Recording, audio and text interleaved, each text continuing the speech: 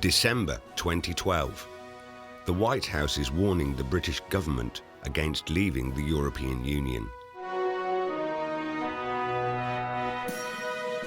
January 2013. President: the US values a strong UK in a strong European Union. With respect, Mr. President, do you know what you are asking? My country, the United Kingdom of Great Britain and Northern Ireland, is about to lose its sovereignty. It's now controlled not by an occupying army, but by an undemocratic bureaucracy established to eliminate independent European nation states. Incredible as it may sound, over the past half-century, British politicians have given away control of Britain to a collection of unelected, unaccountable, and in large part unknown foreign bureaucrats who meet in secret and create laws which must be obeyed. Westminster, the mother of parliaments, is increasingly meaningless. Almost all power has been drained away to be replaced by a Brussels-based oligarchy. The British people are now within a heartbeat of losing their freedom, their way of life, their national identity, their currency, their right to self-government, and their nation. The very fabric of Britain is being dismembered, its uniqueness destroyed. And all this has happened without either the consent or the knowledge of the people themselves. You don't believe me? Watch and discover how democratic Britain has been deconstructed.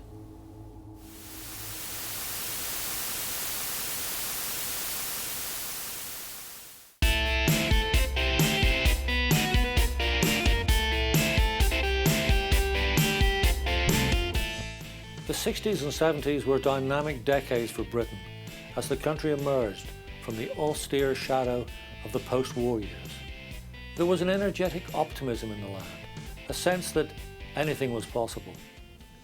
But there was also discontent, a winter of discontent in the early 1970s, as trade unions flexed their muscles and took on the government, resulting in demonstrations, strikes, power cuts, and a 3-day working week. Britain was described as the sick man of Europe. Something had to be done. Very few, however, were aware of what was being planned. In 1957, 6 continental countries, Belgium, France, Germany, Italy, Luxembourg, and the Netherlands, signed the Treaty of Rome and agreed to form the European Economic Community, erroneously referred to in Britain as the Common Market. Government papers of the time, now released, show that even as early as the late 50s, Prime Minister Macmillan and his colleagues knew the true nature of this common market and that it was designed to create a federal European state based on not just economic union, but also political union. The British Foreign Office had been briefed as early as 1957 that the aim of the 6 signatories was to achieve tighter European integration through the creation of European institutions with supranational powers beginning in the economic field. In 1960, the head of the UK delegation to the EU Commission in Brussels reported that the aim of the community was not merely harmonisation, but the unification of policies in every field of the economic union. And then this telling statement: that this was not just pie in the sky needed to be made clear to the politicians. But British politicians already knew. They secretly decided that Britain must be part of this venture, although its true nature was to be kept from the British people and presented as nothing more than a trading arrangement. And so commenced a half-century of lies and deception, during which British politicians of all 3 major political parties conspired with civil servants and the media to distract and deceive the public whilst they secretly dismantled the nation that is Britain. The long nightmare had begun.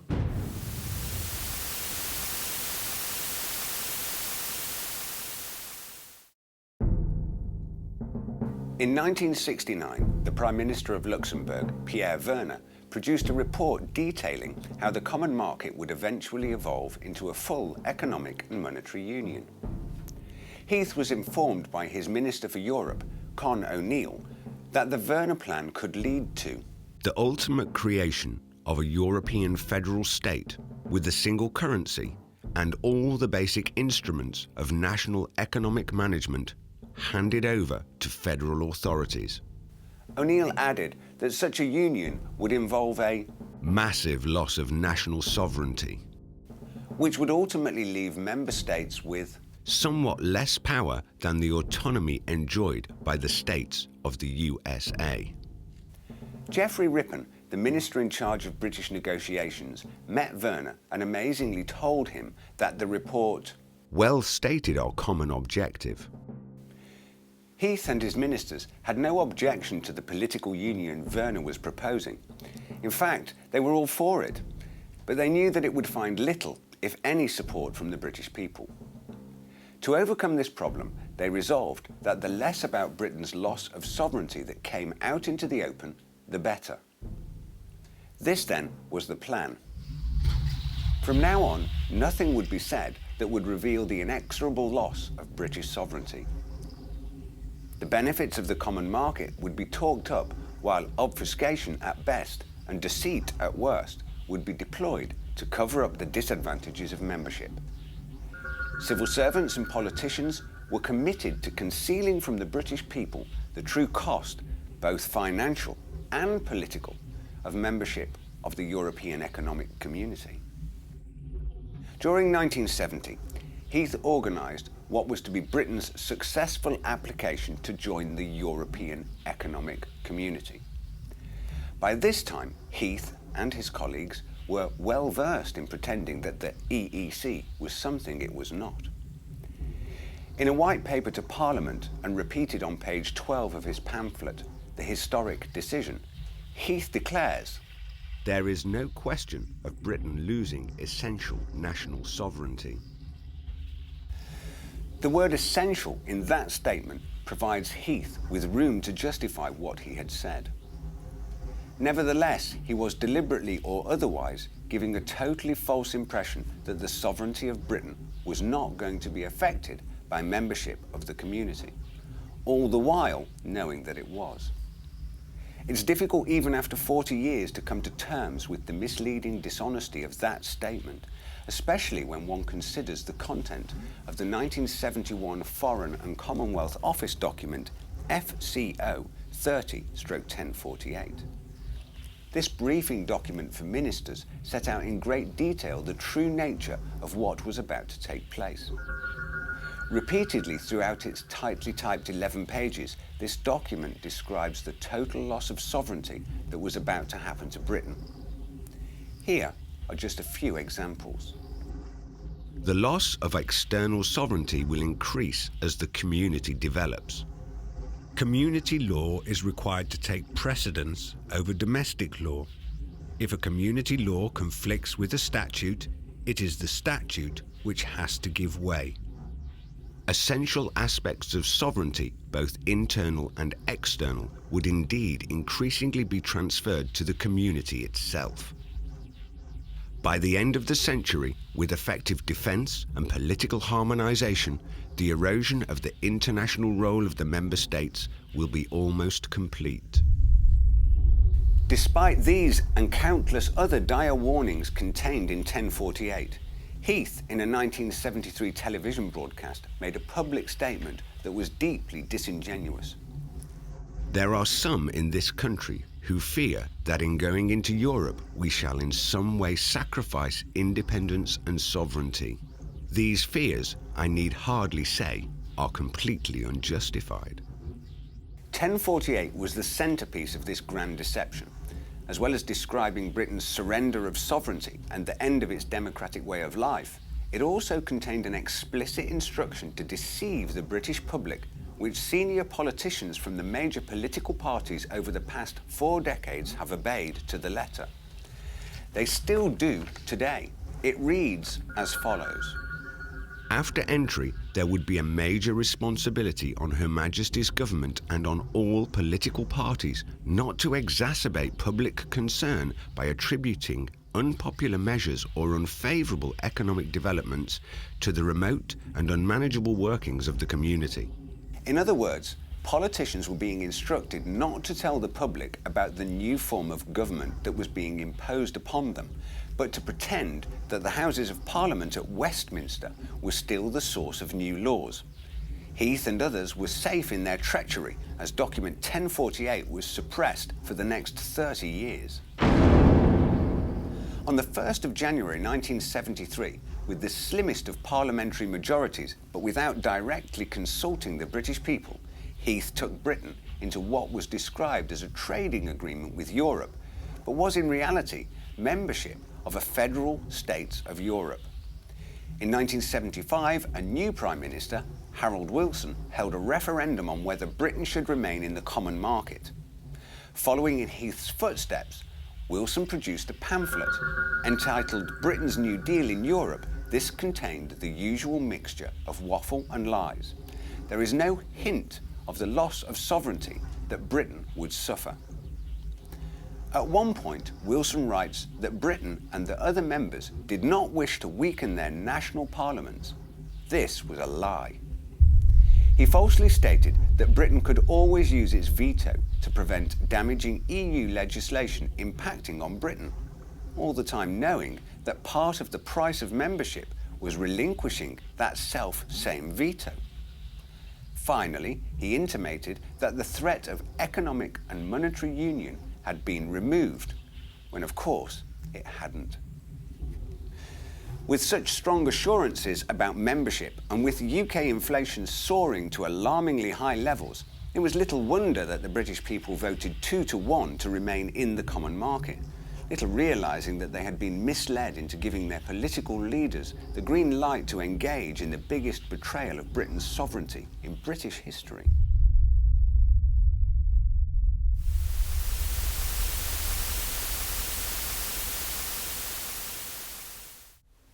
From 1973 and for the next 40 years, 6 treaties sucked the life out of Britain, whilst British politicians assured the public that it wasn't happening.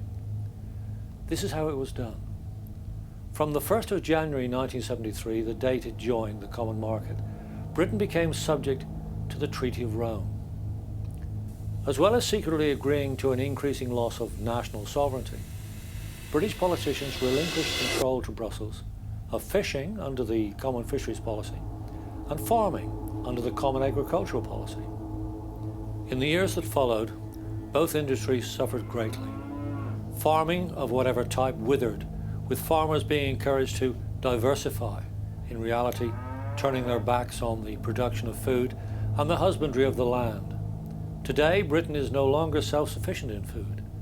Should food cease to be imported for whatever reason, the country is just a handful of days away from the beginnings of famine conditions. For fishing, it was to be even worse. Despite being told that the Common Fisheries Policy would be seriously damaging, Heath gave away British fishing grounds secretly, declaring that the fishermen and their communities were expendable. Sure enough, EU membership was to inflict complete decimation on the British fishing industry and the wholesale destruction of a way of life. Livelihoods were further devastated by the draconian imposition of the EU quota system, which resulted in more fish being thrown back into the sea dead than were being landed. In 1986, Margaret Thatcher was the Prime Minister. She signed the nation up to the Single European Act, the second treaty. Amongst many other provisions, the Thatcher government agreed to qualified majority voting in the Council of Ministers. This meant that increasingly there were areas of governance where Britain could no longer use the national veto to prevent damaging legislation being imposed. Wilson's duplicity of 13 years previously was seen for the treachery it was. Today, there are less than a handful of areas where the veto can be used. Britain is now virtually governed by people it neither votes for nor even knows. A huge swathe of sovereignty was handed away in 1992 with the Maastricht Treaty, which was agreed to by Prime Minister John Major. British citizens, without knowing it or being consulted, became European citizens. Control of all transport systems, road, rail, air and sea, was handed to Brussels. The single currency, the euro, was introduced, and although Britain had an opt-out and kept the pound sterling, Major meekly agreed to giving Brussels a considerable measure of control over Britain's economic policy. The concept of a European Defence Force, another name for an army, was accepted with this treaty. Perhaps most damaging was the replacing of the centuries-old structure of British counties by 12 EU governmental regions, directly answerable to Brussels and completely bypassing Parliament at Westminster. It's almost beyond belief to realise that whilst all this was taking place, the British people were being kept in the dark. But they were, and more changes were to come. By 1997, Prime Minister Tony Blair was an ardent Euro-federalist. In Amsterdam, Blair signed the Fourth Treaty and readily agreed to EU competition rules, which, amongst other things, virtually destroyed the British Postal Service and the intricate network of post offices which was, for so many, the centre of village life in Britain. It also saw the introduction of Europol, an EU-wide police force. In 2001, the Treaty of Nice saw another huge raft of concessions again signed up to by Tony Blair. Britain's much admired and much copied criminal justice system now came under attack with the proposed introduction of the EU system of justice known as Corpus Juris. Amongst a number of changes, the right to jury trial is to be eliminated, as is the safeguard of habeas corpus. Perhaps one of the most contentious issues to arise from EU involvement in the criminal justice system has been the introduction of the European arrest warrant. This warrant requires no evidence other than to identify the person on the warrant. The judge or magistrate then has no option but to sign the warrant, and the suspect can be immediately transported to a country where the safeguards of the British system of justice do not apply.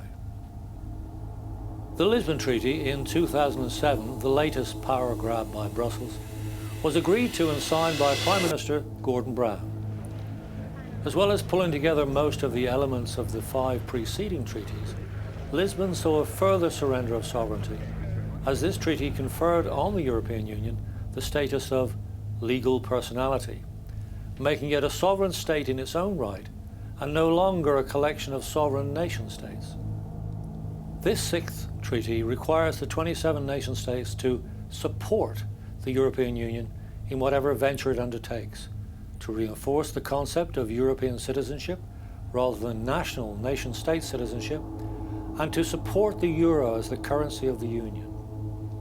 In addition, the treaty contains a flexibility clause, which allows the EU to grant itself the power to do virtually anything it wants to do, even though if such power does not exist. This makes the Lisbon Treaty self-amending, requiring no approval from the member states for the EU to take further powers to itself. Finally, a third of the treaty consisted of the EU Charter of Fundamental Rights. As well as trampling all over the British Constitution, the Charter significantly changed the concept of human rights in Britain, where a citizen can do anything unless the law forbids. Under the EU Charter, the citizen can do nothing unless the EU permits. These, then, are the 6 treaties by which control of Britain has been handed to an undemocratic, unaccountable, unelected elite. So well have British politicians deceived the people of Britain that even now a significant majority is blissfully unaware of what has happened to them. But the veil of ignorance is being increasingly pulled back.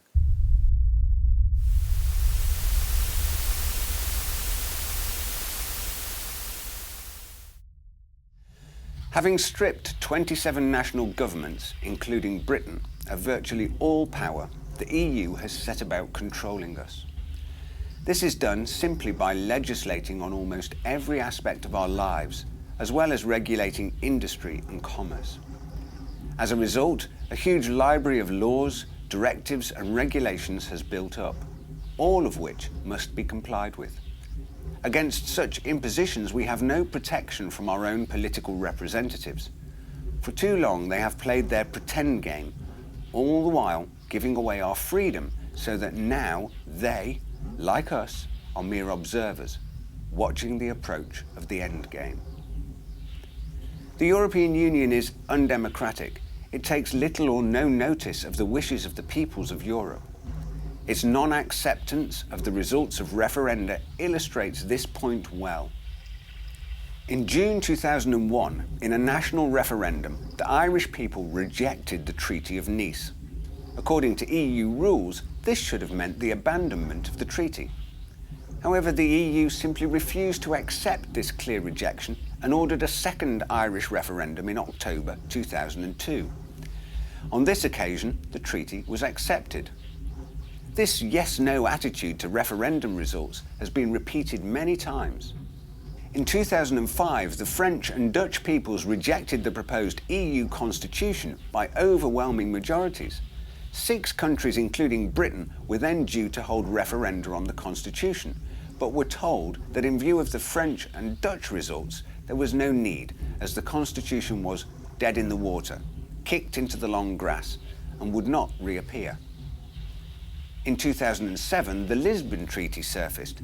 Despite it being virtually word for word identical to the rejected EU constitution, British politicians brazenly declared that it was not, and therefore did not require a British referendum. Only Ireland was allowed to hold a referendum. In June 2008, the Irish people rejected the treaty. According to the now well-practiced European approach, Ireland was invited to rerun their referendum. In October 2008, the Irish people voted a second time, and as last time, they accepted the treaty, and Brussels got the answer it wanted. The attitude of the EU to referenda is very simple. Keep voting until you provide the answers we want. There is a complete lack of democratic accountability in virtually everything the EU does, not least the activity in the European Parliament, as these simple comparisons show. In the Westminster parliamentary model, the differing political parties produce election manifestos for the public, setting out the policies they will pursue if elected to office. In the EU model, no such manifestos exist, as MEPs do not create legislation. That is the role of the appointed, note not elected, Commission. At the opening of Parliament in Britain, there is the Queen's speech outlining forthcoming legislation. In Brussels, no such advanced notice is given. In Britain, there is a loyal opposition which opposes, examines and challenges the government. No such opposition exists in Brussels, as the EU is a one-party federal state. In Westminster, legislation is created, formed and approved by MPs. In the EU model, it is the unelected, self-appointed Commission which creates and formulates legislation. Members of Parliament in Britain are voted into and indeed out of office by the electorate. In the EU Parliament, although the MEPs are voted into office, the real decision makers, the 27 members of the EU Commission, are appointed into office and cannot be dismissed by the electorate.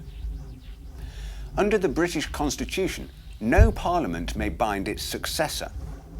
All EU treaties and subsequent legislation are established in perpetuity.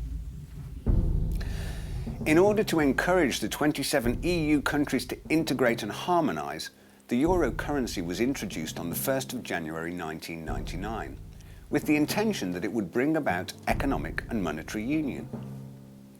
17 countries adopted the new currency. Britain did not.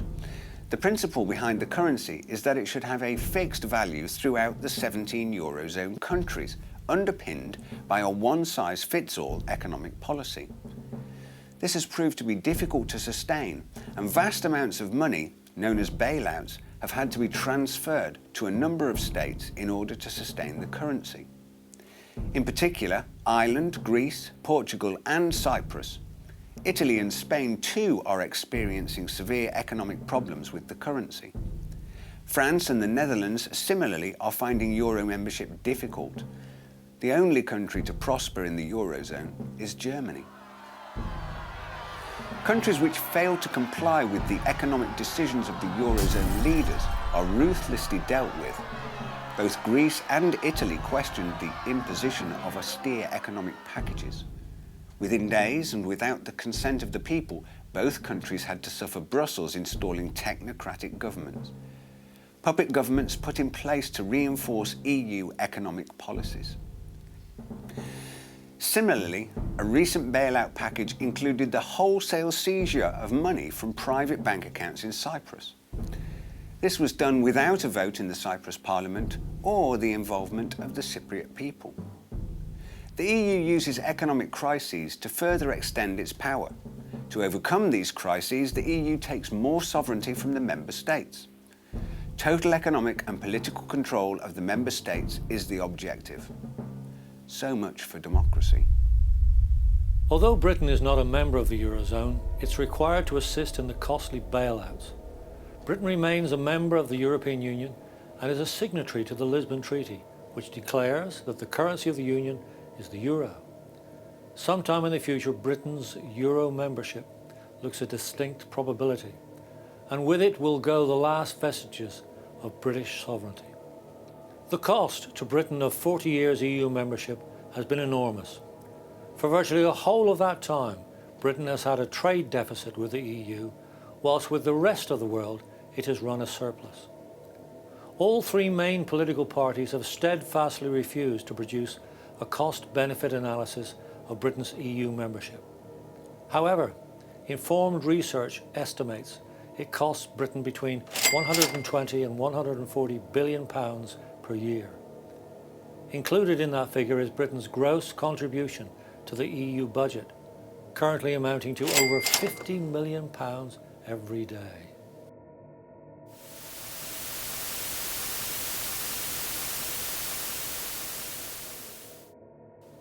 Today, the trading agreement we were told we were signed up to back in the 1970s has become a federal state with a parliament, an executive, the Commission, a civil service, a federal police force, a federal prosecutor, a criminal justice system, a currency, a Supreme Court, a flag, an anthem, a president, lawmaking powers, a fledgling armed force, a diplomatic agency. In fact, all the trappings of a sovereign state. The architects of this project are now almost within touching distance of achieving their goal, the federal states of Europe, controlled by a centralized government, where the sovereign countries of Europe, including Great Britain, cease to exist, becoming merely regions or provinces of the greater Europe. The fact that their economic policies are bringing about recession, unemployment, poverty, despair, and now social unrest matters not one jot to these federalists. For the unelected bureaucrats in Brussels, the Commission, the project is everything. Hastened by the EU policy of unencumbered movement of people throughout the European Union, in reality uncontrolled immigration, nation-states such as Britain are disappearing. This is ethnic engineering at full tilt. Staring us in the face is a new Soviet Union, and we want no part of it. The British people will never give up their freedom, not even for you, Mr. President. Listen to what a victim of the previous Soviet Union has to say. For many years, Vladimir Bukovsky was a leading member of a dissident group exposing Soviet human rights violations. He spent 12 years as a political prisoner in prisons, labor and work camps. Released in 1976, he came to the West, where in 2001 he received the Truman-Reagan Medal of Freedom. Let his words be the last words. In the Soviet Union, they told us we needed a federal state to avoid war. In the European Union, they are telling you exactly the same thing. In short, the same ideology underpins both systems. The EU is an old Soviet model presented in Western guise. But again, like the Soviet Union, the European Union has within itself the seeds of its own demise.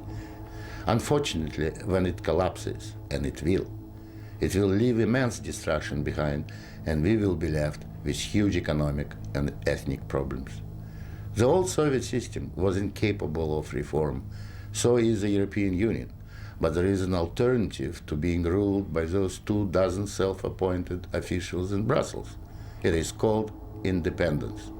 You don't have to accept what they have planned for you. After all, you have never been asked if you wanted to join. I have lived in your future, and it didn't work.